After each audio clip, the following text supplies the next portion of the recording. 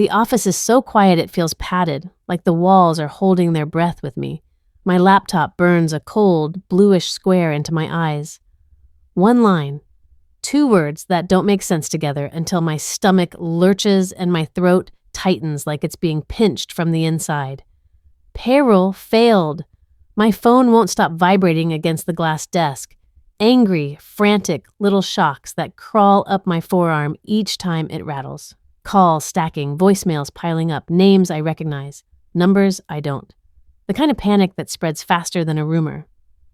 1:07 a.m. downstairs, somewhere under this penthouse, under all this money and marble and pretending. Music is still thumping at the hotel.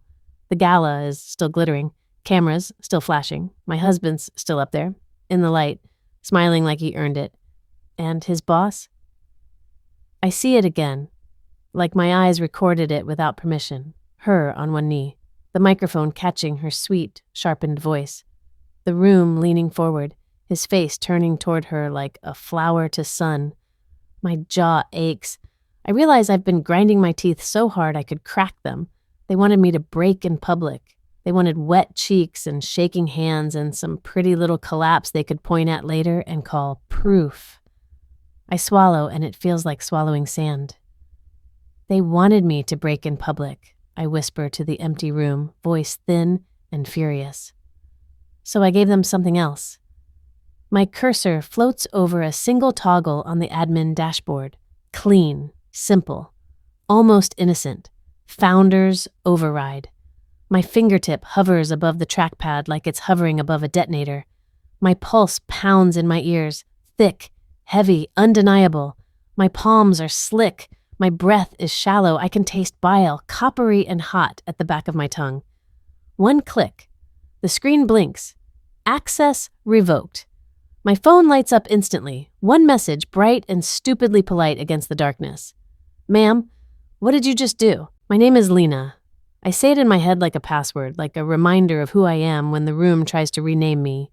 Late 20s, maybe early 30s, depending on how tired my face looks under chandelier light. Practical, careful, the kind of woman who keeps receipts and backup plans and a spare charger in her purse. Not naive, just loyal to the wrong man for too long. The Gala is a jewel box of a night. Crystal, velvet, gold so warm it makes everyone look softer than they really are. A luxury hotel that smells like expensive flowers and money that never had to sweat for itself.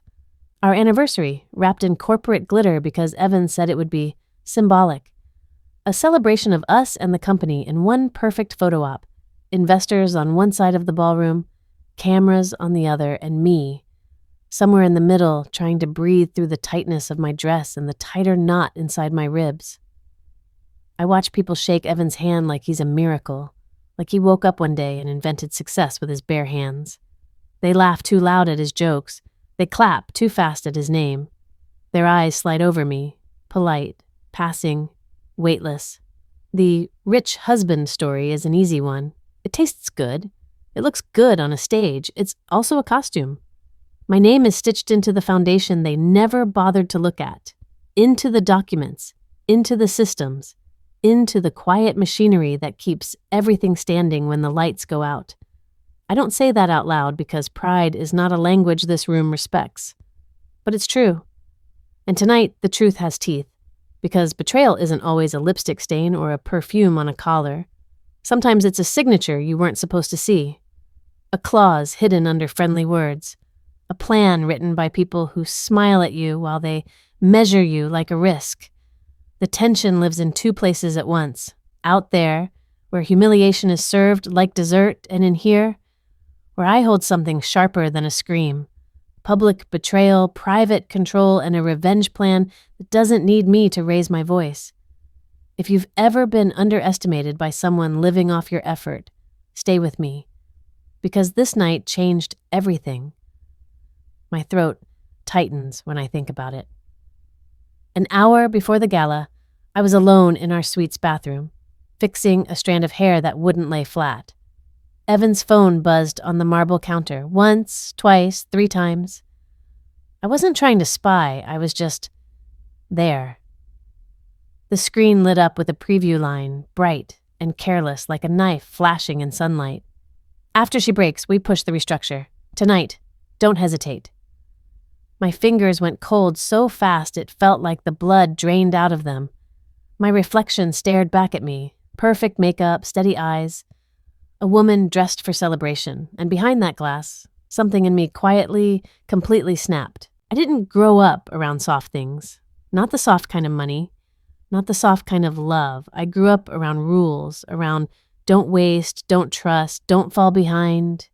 The kind of discipline that lives in your shoulders even when you're trying to relax. The kind that makes you count steps without meaning to. The kind that makes you double-check locks. So when Evan first looked at me like I was the only bright thing in a dim room, I didn't melt. I watched. I listened. I measured him with the part of me that never stops measuring. He was all warmth and teeth and charm. The kind of man who could talk a bartender into giving him the last table, talk a landlord into giving him 2 extra weeks, talk a stranger into believing a dream they didn't even have yet. The first time he said, "We could build something," my chest tightened like it always does when something sounds too good. But I nodded anyway, because I had a dream too. I just didn't say it out loud. Mine was smaller. Mine was simpler. Stability. A life that didn't feel like standing on the edge of a roof. We built the company in a tiny apartment where the radiator clanked like it was angry at us. 2 mismatched chairs. A secondhand desk that wobbled if you breathed wrong. My laptop balanced on a stack of textbooks because the screen hinge was broken and I couldn't afford a fix. I wrote the processes first. Of course I did. Before the branding. Before the pitch deck. Before the vision. I made the bones. Compliance, payroll, vendor contracts, access, permissions. I set up the operating system of our entire little universe while Evan paced the living room, rehearsing lines to imaginary investors, with his hands cutting through air like he could carve money out of it. It worked. It worked because we were both good at what we were good at. He went out into the world and made it believe. I stayed back and made it real. And, for a long time, that felt like partnership. Then we got our first real investor. Then another. Then the kind of funding that turns "we're hungry" into "we're busy." The kind of growth that turns your relationship into a schedule. We moved out of the apartment. We got glass and steel and key cards. We got an office where the lights never flickered and the coffee machine cost more than my childhood couch. Evan loved it. The attention, the adrenaline, the way people leaned toward him when he spoke like his voice carried oxygen. I told myself I loved it too. I told myself I didn't mind being the quiet one because quiet people survive, but the lie started small. It always does. At conferences, Evan introduced me as my wife before my co-founder. He'd laugh like it was cute, like it was romantic, like he was protecting me from the harshness of the room. I let it happen. Not because I believed him, because I believed in what we were building, because I thought once we were safe, once the company was stable, once the world stopped demanding a hero, we'd tell the truth. Evan was the face. I was the foundation. The world likes faces. The world trusts faces, investors especially. So we fed them what they wanted. Evan on stage with a mic, bright smile, open hands.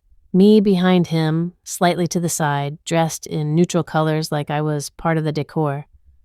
The first time a journalist called him the mastermind, something in me flinched hard enough to sting. Evan squeezed my knee under the table like a silent command. Don't. I smiled anyway. My cheeks hurt for hours after, then Serena Vale entered our orbit. Serena didn't walk into rooms. She arrived. Perfume first. Something expensive and clean like cold flowers. Heels tapping with certainty. Hair perfect in that effortless way that is never effortless. Her eyes always doing math. She was an investor first, technically. A strategic partner. That was the phrase everyone used. It sounded harmless. It sounded professional. But Serena collected people. Not like friends, like trophies. She'd tilt her head, listen, laugh softly, then repeat your own idea back to you as if she'd improved it just by holding it in her mouth.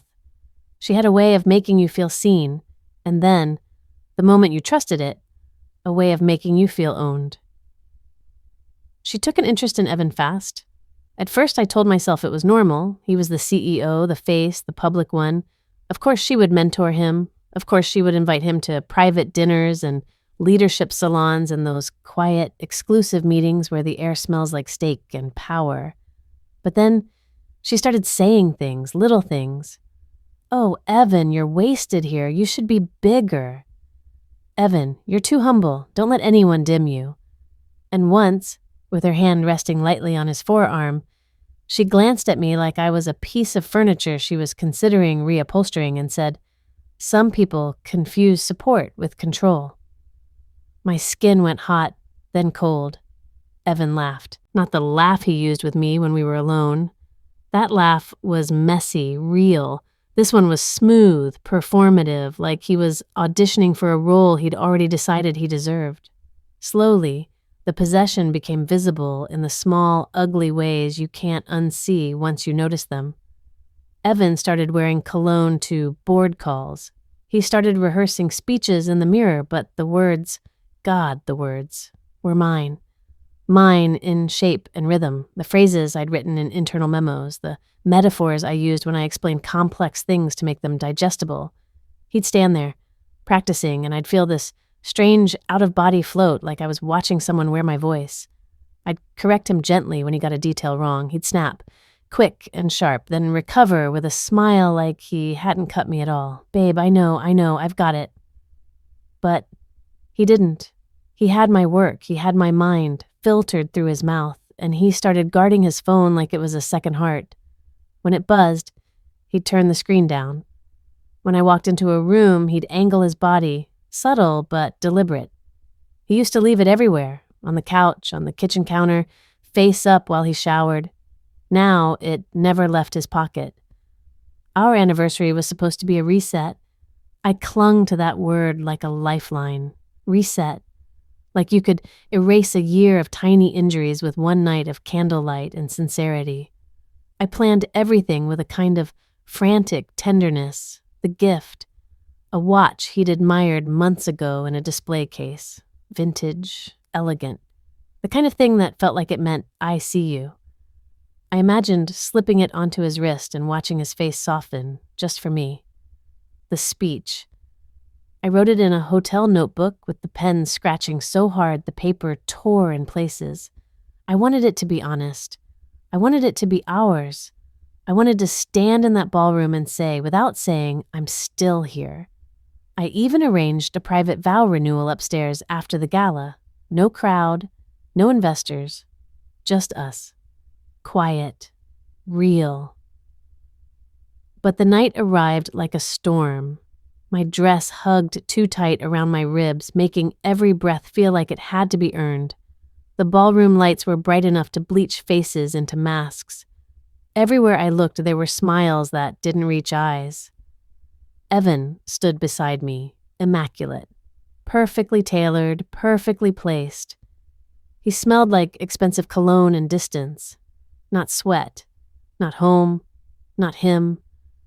When his hand touched my lower back, it felt like a gesture for the cameras, like a claim, like a reminder that I was an accessory to his story. Serena drifted closer, and the air around her seemed to shift, people making space, conversations rearranging themselves to orbit her. She smiled at Evan like she'd already won, and Evan looked at her like he believed she was the prize he'd earned. I told myself not to spiral. Not yet, not in public. I swallowed the metallic taste that kept rising in my mouth and forced my lips into the soft shape everyone expects from a supportive partner. Then we got into the limo. Leather seats, tinted windows, the muffled hum of the city sliding past like it didn't know my life was about to split open. Evan's knee bounced. Too much energy, too much anticipation. He adjusted his cufflinks 3 times in under a minute. He kept checking his reflection in the partition glass, smoothing his hair, straightening his tie like he was preparing for a wedding. My throat tightened. "Big night," I said, trying to sound normal, trying to make my voice a bridge back to us. He nodded too fast. "Yeah." Board stuff. Investors, you know. His phone buzzed. He checked it instantly.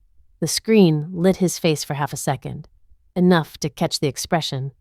A smile, not the warm one, not the private one. A sharp little curve like he'd tasted victory. My stomach dropped so hard it felt like the limo dipped. He swiped, deleted. Then he looked up at me with that practiced calm, that fake steadiness that makes your skin crawl once you know it's fake. Just board logistics, he said. His words fell into the space between us like ash. And the worst part? My body knew before my mind accepted it. My fingertips went numb. My mouth went dry. My heart started beating in a hard, ugly rhythm like it was trying to warn me in a language older than reason. I stared at the closed phone in his hand and realized, with a clarity that made my vision sharpen, that whatever was coming tonight, it wasn't a surprise for him, it was planned. The ballroom hits me like heat, light pouring down from chandeliers so bright my eyes sting, cameras popping like tiny electric bites, laughter too loud, too polished, too hungry. The air smells like champagne and perfume and something roasted, meat, butter, wealth. I keep my smile in place the way you keep a bandage on a wound. Firm, careful. Don't look too closely or you'll see what's underneath. Evan's hand is on my back again, guiding me forward as if I'm a suitcase he's rolling into the room. Evan! Evan! They call his name like it's a prayer that pays dividends. Men in dark suits, women in gowns that glitter like they're armored, donors, investors, people who speak in numbers but laugh in compliments. I hear it the first time, and it's fine. It's normal. Evan built something incredible. Second time, a flicker. Third time, my jaw tightens.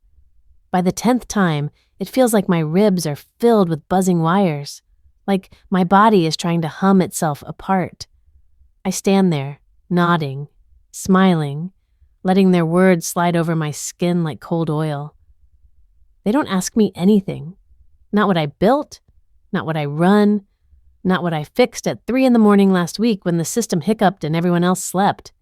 They don't even look at my hands. Hands that still remember the ache of typing for hours.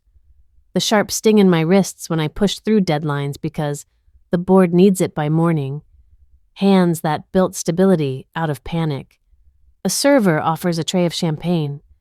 I take a glass out of reflex, then realize my fingers are shaking and I lower it before anyone notices.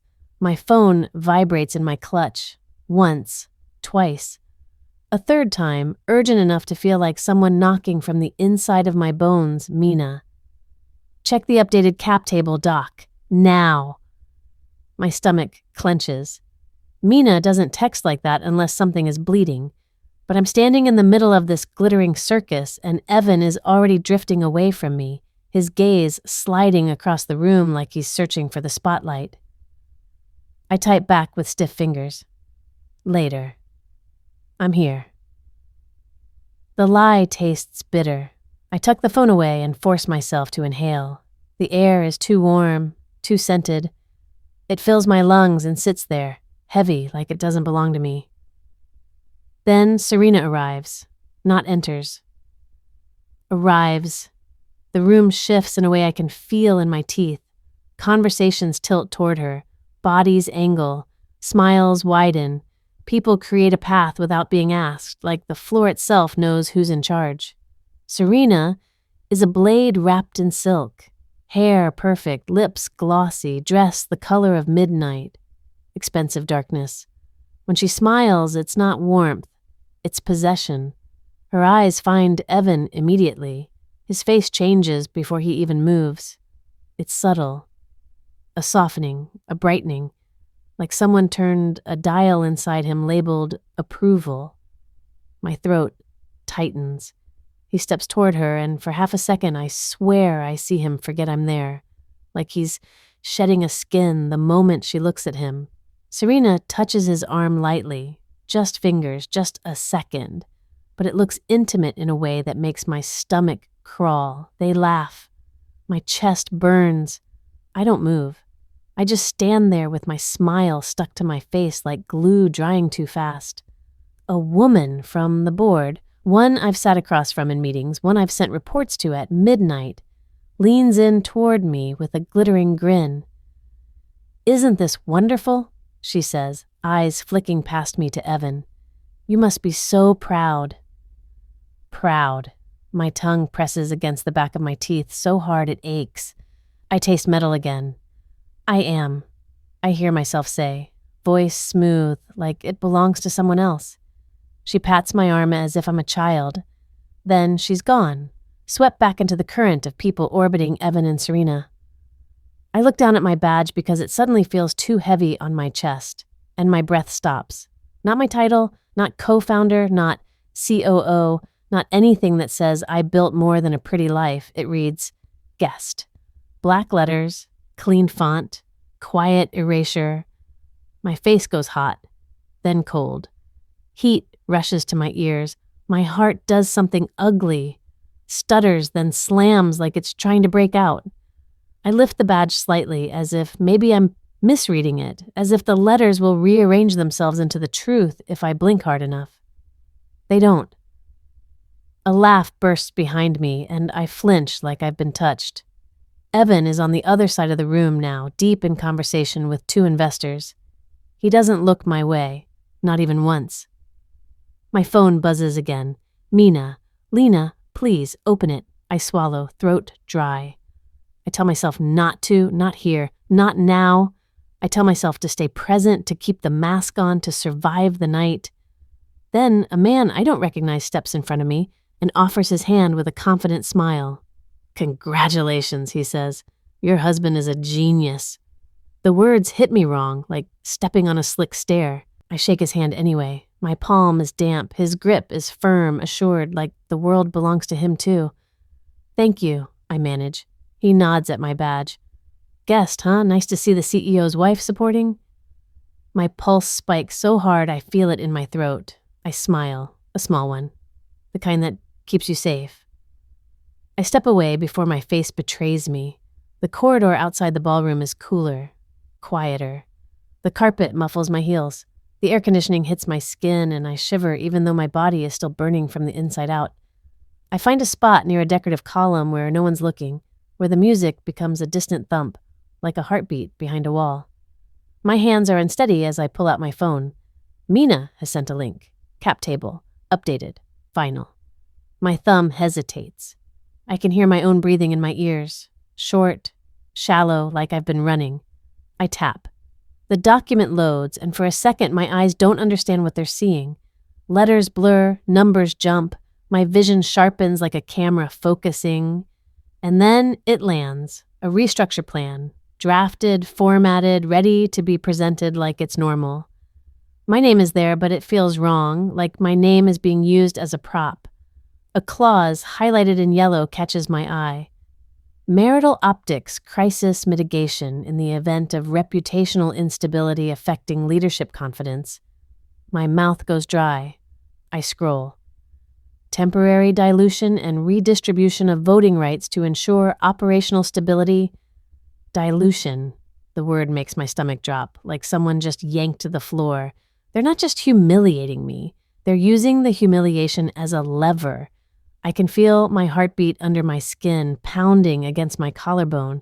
My fingers go numb around the phone, but I keep scrolling because my brain has entered a cold, terrified tunnel where the only way out is forward. There are notes in the margin. Casual, cruel. Expected emotional response will support stability narrative. Public incident creates justification for intervention. Board will feel forced to act. I stare at the lines until the letters feel like they're crawling. My lungs forget how to work for a moment. I inhale too fast and it hurts, like I'm swallowing air that's too sharp. This isn't an accident. This is choreography. And suddenly, the badge that says guest makes sense. The moved speaking slot makes sense. The way they've been treating me like a vase instead of a person. My phone is shaking in my hands now. Not from fear exactly, from anger.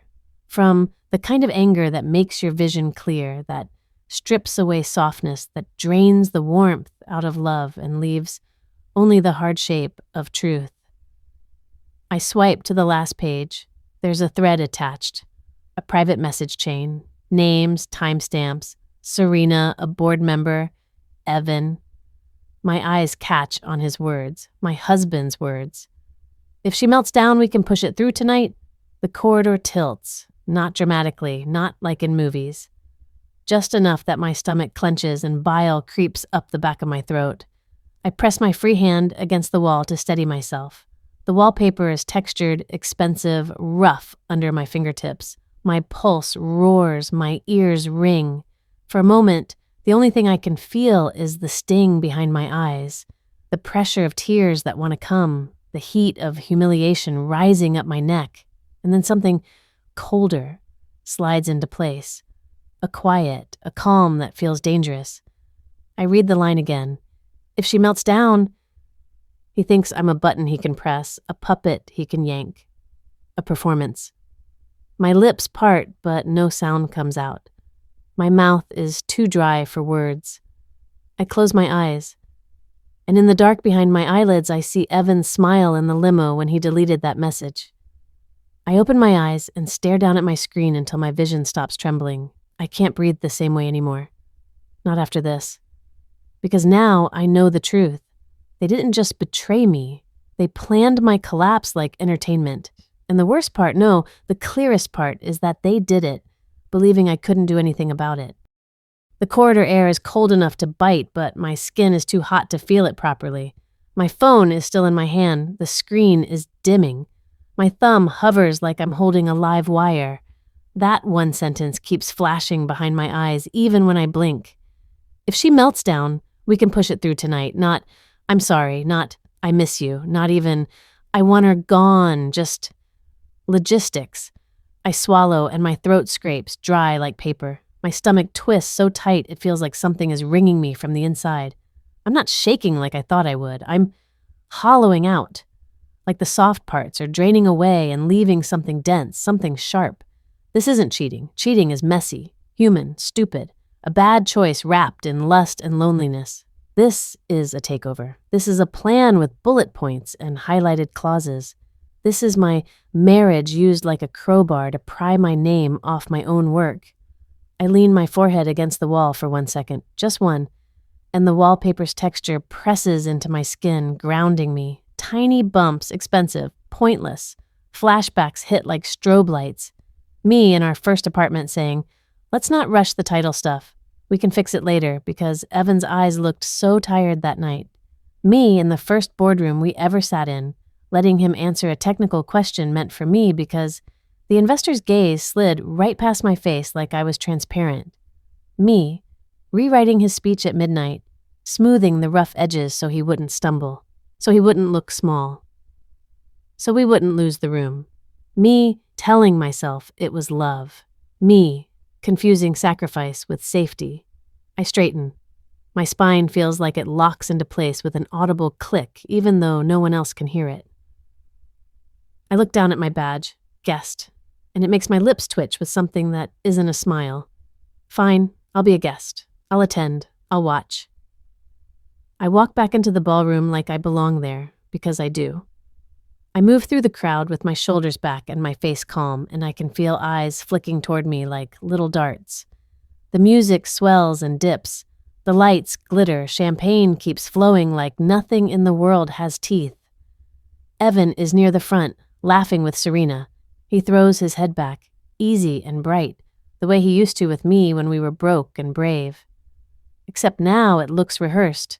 It looks purchased. Serena's hand rests on his arm again, possessive, light, like a leash made of silk. He doesn't look for me, or maybe he does, and he doesn't care. I can't tell which is worse. My heart is pounding, but it's not panicked anymore. It's heavy, deliberate, like it's marching. A host taps the microphone on stage. The sound pops through the speakers, sharp, startling, and the room hushes in that obedient way crowds do when they smell a moment coming. Ladies and gentlemen, the host says, all shine and practiced warmth. Tonight we celebrate not only growth, but loyalty, leadership, and the partnerships that make everything possible. The word loyalty slides under my skin like a splinter. People clap. They always clap. They clap for anything that sounds like power. And now, the host continues, please welcome the woman whose vision continues to elevate, Serena Vale. The applause changes flavor, bigger, hungrier, like people are clapping for a queen. Serena glides to the stage with that smooth confidence that makes everyone else look clumsy. She takes the mic, smiles, waits, lets the room settle into her palm. Her voice is calm, clear, intimate in a way that makes it feel like she's speaking directly into your ear. Leadership, she says, isn't just about talent. It's about choosing the right future, choosing the right person beside you. My fingers go numb around the clutch. I don't loosen them. I let the numbness spread. It feels like armor. Serena's gaze sweeps the room and lands on Evan like a spotlight. Evan shifts, straightens, grins, like he knows his cue. My stomach turns, but my face stays still. Serena keeps talking, and every sentence feels like she's building a staircase towards something. People lean in. You can feel the collective anticipation, the way a room becomes one creature when it expects drama. And sometimes, she says softly, the hardest part of success is realizing what's been holding you back. Holding you back. Her eyes flick, just for a second, toward where I stand. Not directly at me, never directly. That would acknowledge me as human.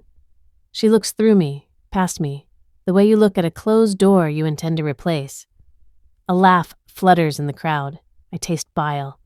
Serena's smile widens, and I swear the whole room holds its breath. Evan? She says.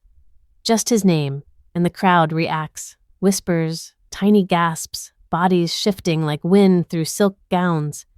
Evan steps forward like he's been waiting his whole life to be called. Serena sets the mic down for a second, reaches into a small box someone hands her from the side of the stage. The lights catch something inside. A gleam. A ring. My chest tightens so sharply it almost hurts to inhale. Then she drops to one knee. The crowd explodes in sound, gasps, squeals, laughter. Phones rise instantly, screens glowing like a field of little moons. Everyone wants to capture it. Everyone wants proof they were there when someone else's life cracked open.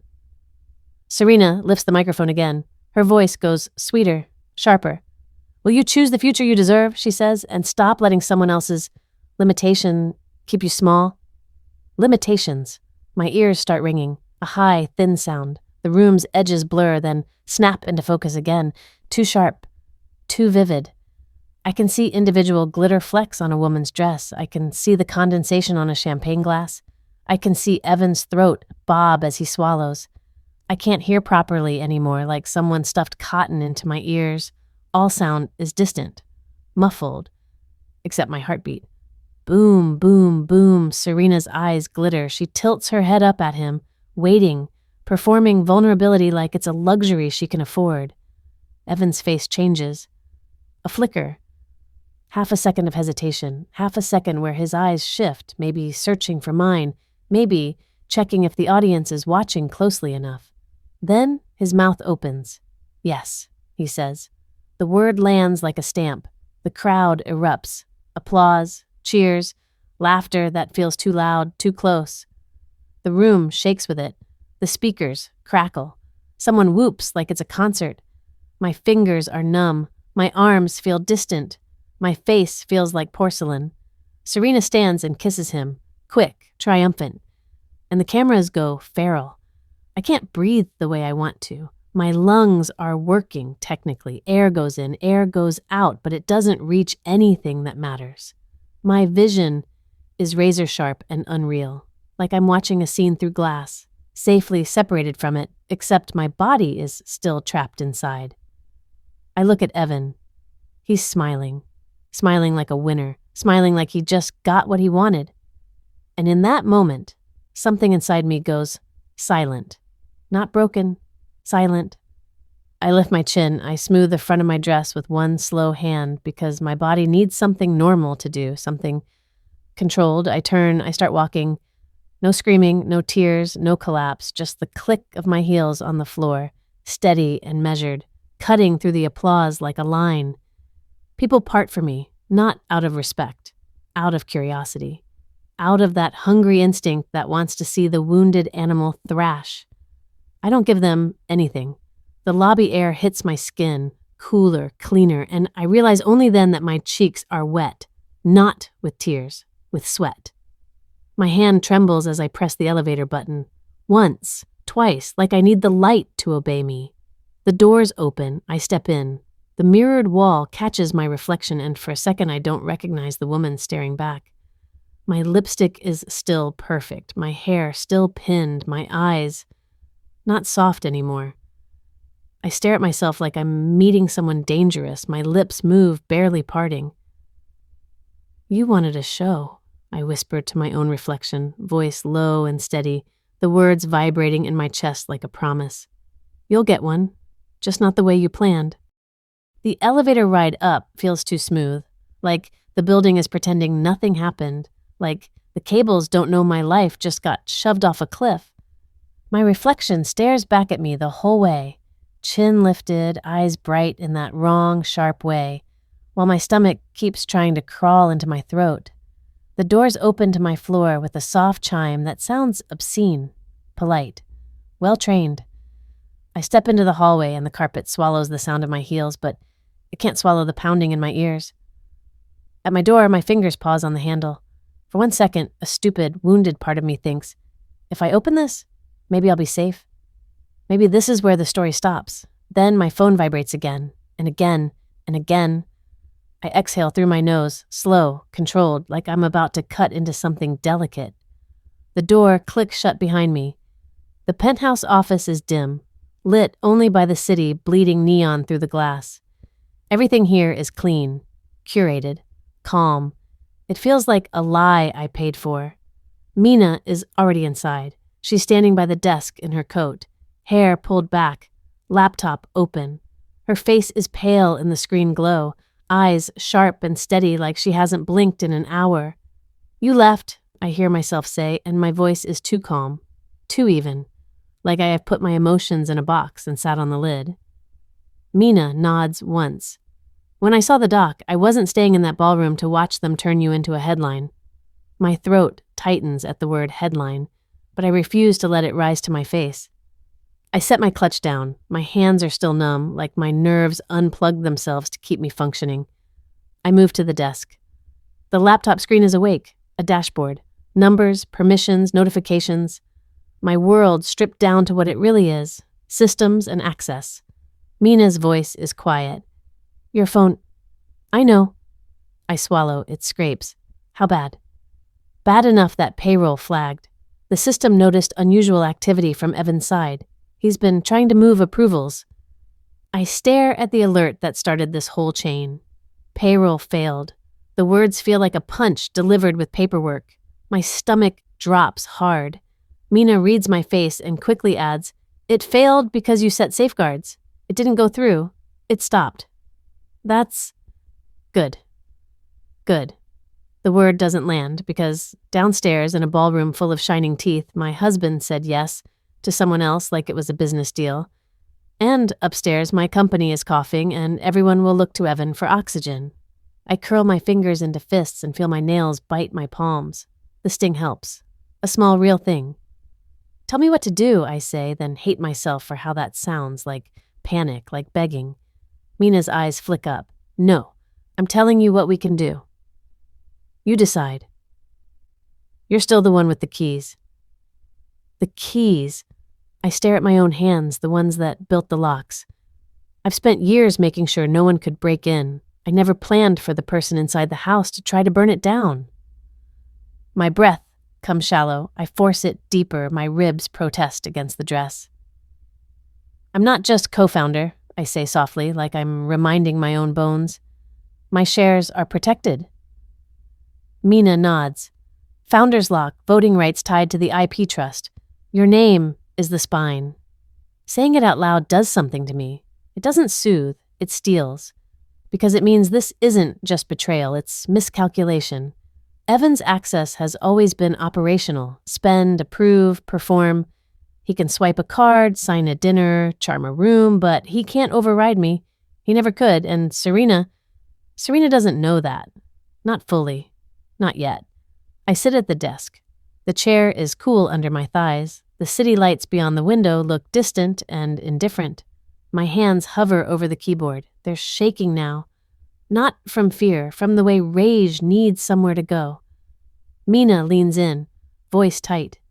If you freeze too hard, you'll scare employees, vendors. It could get messy fast. I keep my eyes on the screen. Then we do it clean. I click into permissions. My breath is quiet. My pulse is not. Surgical, I add, the word tasting like metal. No collateral damage.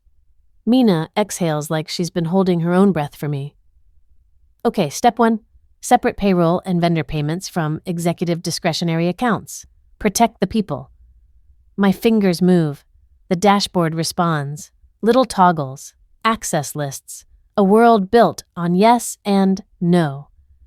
I feel something ugly and satisfying in the control, like gripping the edge of a counter when you're dizzy. Step 1.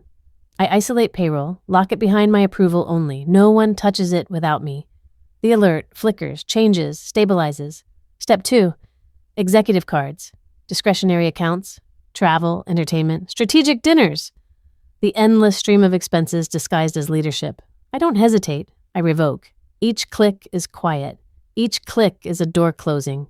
My phone lights up with a new call, unknown. I ignore it. Then another, board member. I ignore it. I feel my heart hammer, but my face stays calm. My mouth is dry. My tongue presses against my teeth like it's trying to keep me from saying something soft. Mina watches, jaw set. Compliance flag next, she says. I open the document system. Governance. Equity. Restructure drafts. The file Mina sent is already marked.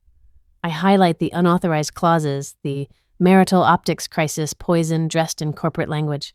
My stomach turns again, but this time it's controlled. A wave that passes. I trigger the audit flag. The system immediately logs it as a governance anomaly. A neat little record that says, someone tried to move in the dark. Good, Mina murmurs. My phone buzzes. Text. Evan's assistant. Marcus, Lena, urgent, cards declining, investors waiting.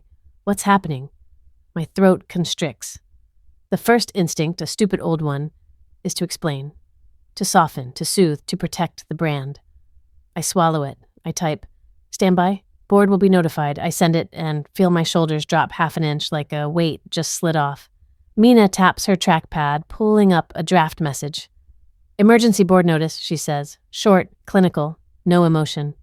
No emotion. I laugh once, silently. My chest aches with it.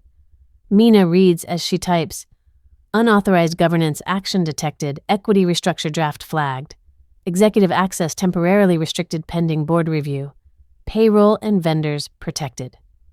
My eyes sting, not with tears, just with the pressure of holding everything inside my skin. Send it, I whisper. Mina hesitates, looks at me. Once we send it, there's no pretending this is a misunderstanding. I hold her gaze. My voice comes out low. There's nothing to misunderstand. Mina hits send. The message goes out into the world like a flare. For a moment, everything feels too quiet. Then my phone erupts. Calls stack so fast the screen blurs. Names, numbers, unknowns. My stomach clenches. Mina doesn't flinch. Next, schedule the midnight board meeting, before Serena spins the story. I glance at the clock. 11:41 p.m. My lips part. I pull in a breath. Do it. Mina opens the calendar invite. Marks it urgent, secure, video required. Minutes recorded. As she works, I keep clicking through access logs, watching the system like it's a living creature. Then, I see it. A login attempt. Evan's assistant again, trying to reset credentials, trying to initiate recovery. My body reacts before my thoughts. Heat surging up my neck, a tight pain behind my eyes. So he's already scrambling. My fingers fly. I lock the recovery path behind dual approval, mine and Mina's. Nice try, I whisper at the screen, voice shaking, and it feels like talking to a ghost. A call comes through, and this time the name makes my stomach sink in a different way. Serena Vale. I stare at it until the ringtone stops. A second later, a message appears.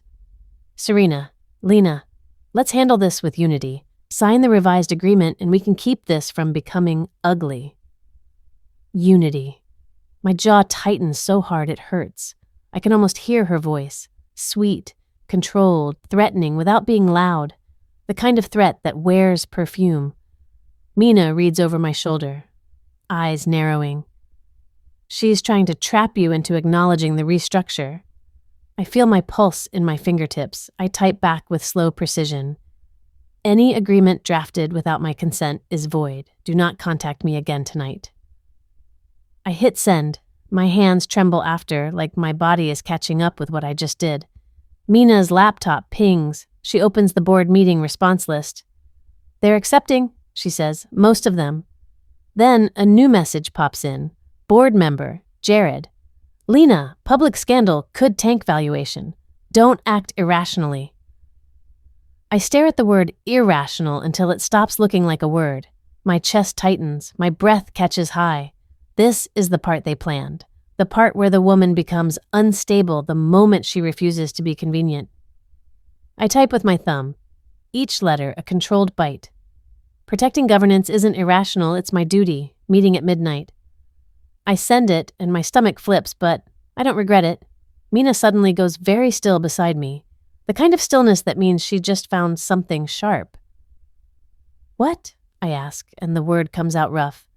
She doesn't answer right away. She scrolls. Her lips press together, whitening. Mina. She looks at me, and there's a flicker of anger in her eyes that mirrors mine so perfectly it hurts. There's another document, she says. A side agreement. My skin goes cold. What kind of agreement? Mina turns the screen slightly. I read the header and my vision narrows to a tunnel. Marital Collateral Addendum.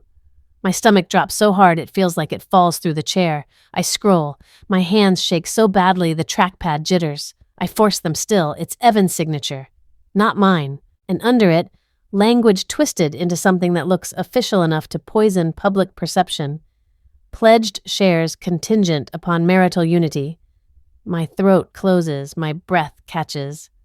A sharp sting hits behind my eyes. He tried to pledge my shares like I'm property, like my work is a ring he can pawn.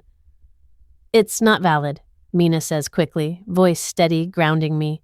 It doesn't override your trust structure, but it's dangerous. If Serena leaks it, if Evan spins it, they'll paint me as the thief, I whisper. My voice sounds like it's coming from underwater. Mina nods once. Exactly.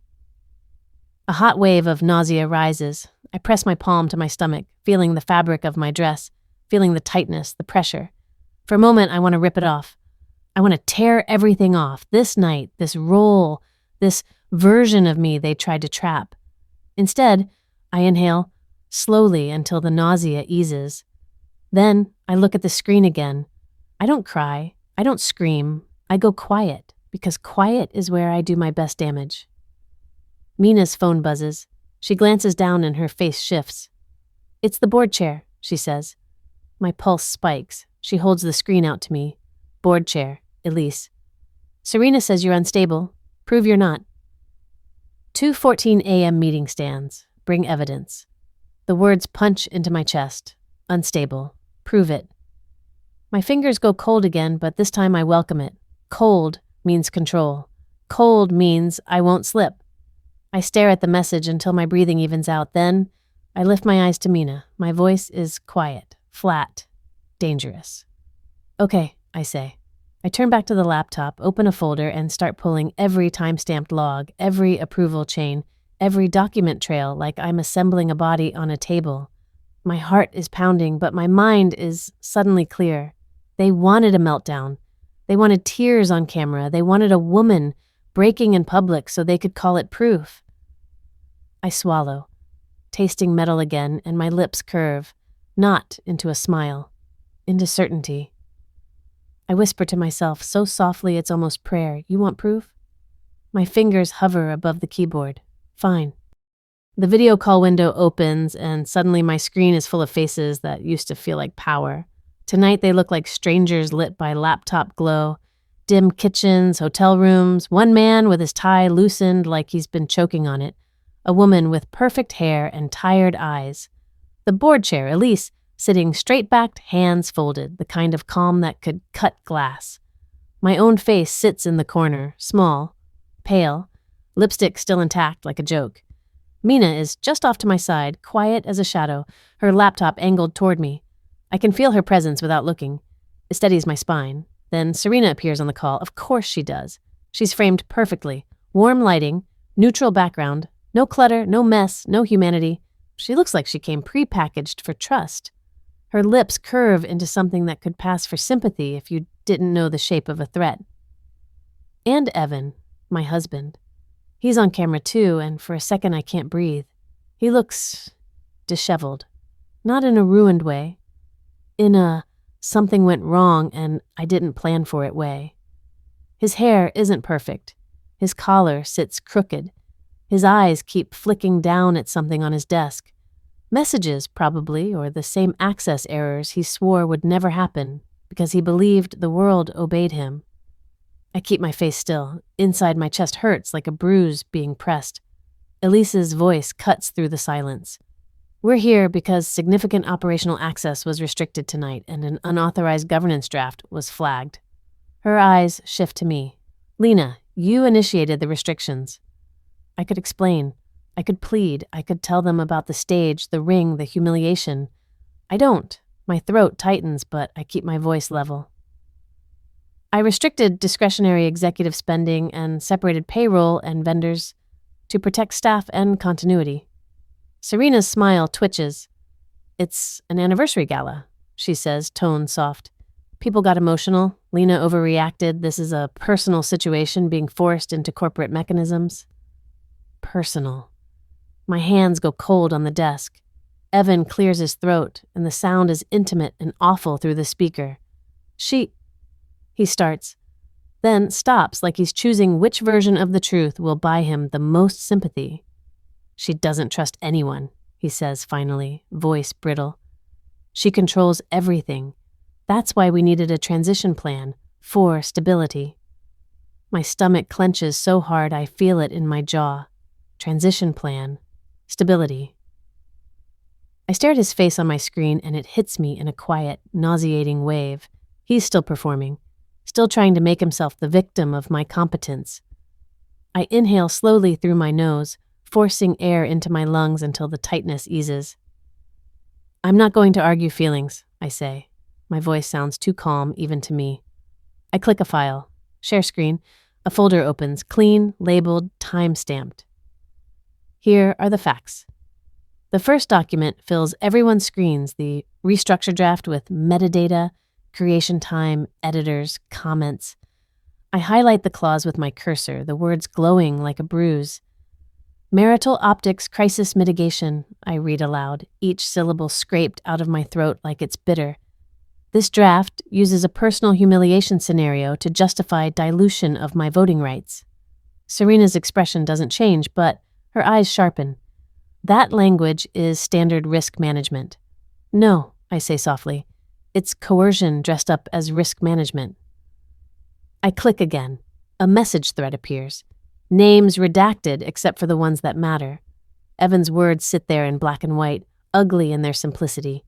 If she melts down, we can push it through tonight. A hush drops over the call. Even through speakers, I can feel it. Evan's face drains of color. His mouth opens, then closes. His eyes flick toward Serena like a child looking for permission. Serena's voice stays smooth. You're interpreting informal messages. I'm not interpreting, I cut in, and my voice turns sharper without rising. I'm reading. My pulse is loud, but my hands are steady now. It's strange, this steadiness. Like the moment I stopped hoping he'd save me, my body decided to save itself. I moved to the access logs. Here are the attempts made tonight to reset credentials and initiate recovery paths through executive channels, I say. Here is the exact time they started, minutes after the proposal. I pause, just long enough for the words proposal and timing to hang in the air like smoke. Elise's eyes narrow. You're saying the onstage event was coordinated to trigger governance action? I don't blink. Yes. Evan's voice cracks, loud in the sudden silence. That's not… Lena, you're twisting it. Twisting it. I almost laugh. The sound gets stuck in my throat and turns into something like a swallow. I click again. A new document opens. The Marital Collateral Addendum. My vision narrows as the header fills the screen, even though I've already seen it. Seeing it again hurts in a fresh, sharp way. There's also this, I say, and I'm proud of how my voice doesn't shake. A side agreement attempting to pledge my shares as collateral. I zoom in on the signature. Evans, not mine. Board members shift. Someone mutters something under their breath. A man runs a hand down his face like he's wiping away the night. Serena's smile finally falters, just a hairline crack. That document is a misunderstanding, Serena says quickly, her first hint of speed. It was drafted in good faith to… It's not valid, Mina says from beside me, her voice quiet but clear, stepping in without hesitation. Our trust structure doesn't allow unilateral pledging of Lena's stake, but it is evidence of intent. Elise holds up a hand. Enough. Lena, you restricted access. We have to evaluate if that action was justified and if leadership stability is at risk. There it is. Stability. The word they love, the word they hide behind when they want control. My chest tightens, but I lean into it, let it sharpen me. I anticipated this, I say, and for the first time tonight, Serena looks genuinely attentive, like she senses a trap and doesn't know where it's buried. I open one more file. A single page. Clean. Boring to anyone who doesn't know what it means. Founder safety clause, I say, and my mouth goes dry around the words. It's a contingency filed when we formed the IP trust. It activates if my stake is targeted through coercion, reputational manipulation, or unauthorized dilution attempts. I scroll to the activation triggers, highlight them. Once triggered, I continue, it automatically suspends executive authority pending independent review. Evan's face goes blank. Not angry, not sad, blank, like someone unplugged the lights behind his eyes. Serena's voice turns colder. You can't do that without causing reputational damage. Investors will panic. My heart thuds once, heavy like a gavel. You already chose reputational damage, I say, and my voice is low enough to feel intimate. You just assumed it would be mine. Serena's mouth tightens. Careful, Lena. My hands are still. My fingers rest lightly on the keyboard like they could press a button that ends a life, except it's not a life. It's a lie.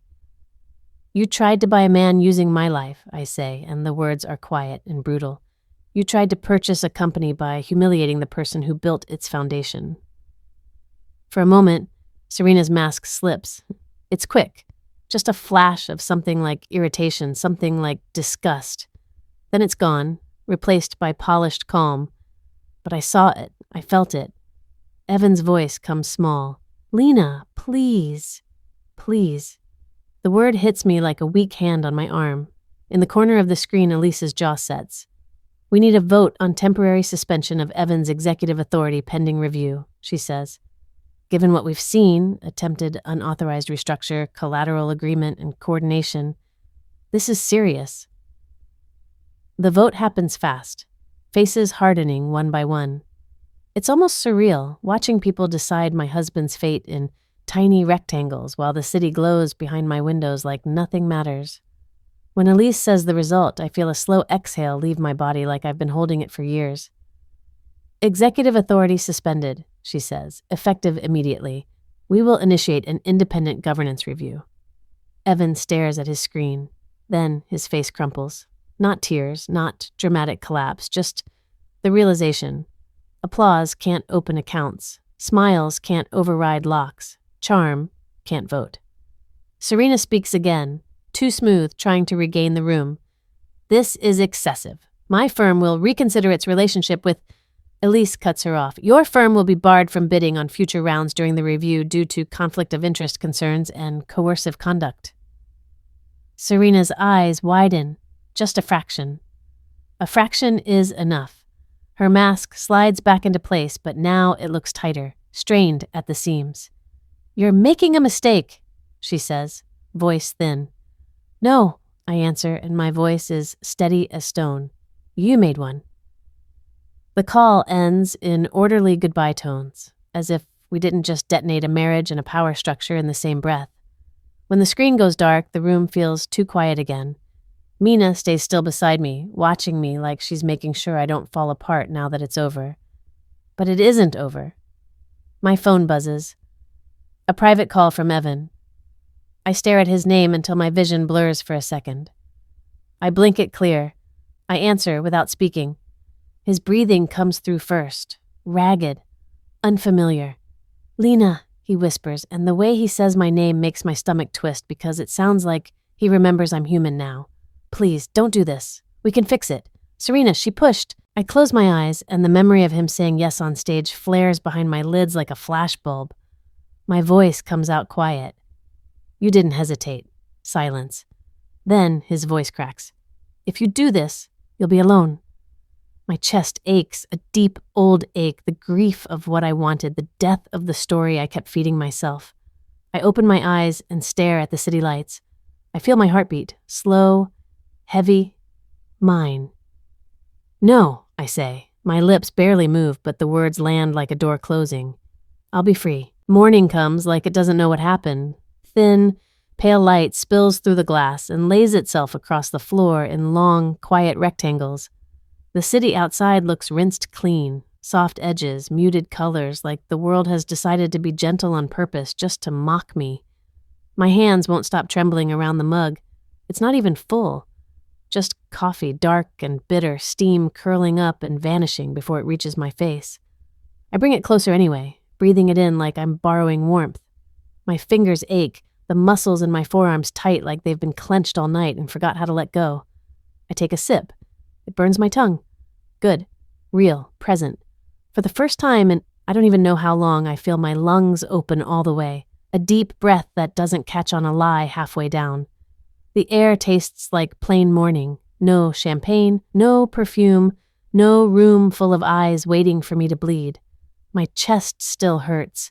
There's grief in there, heavy and slow like wet cloth.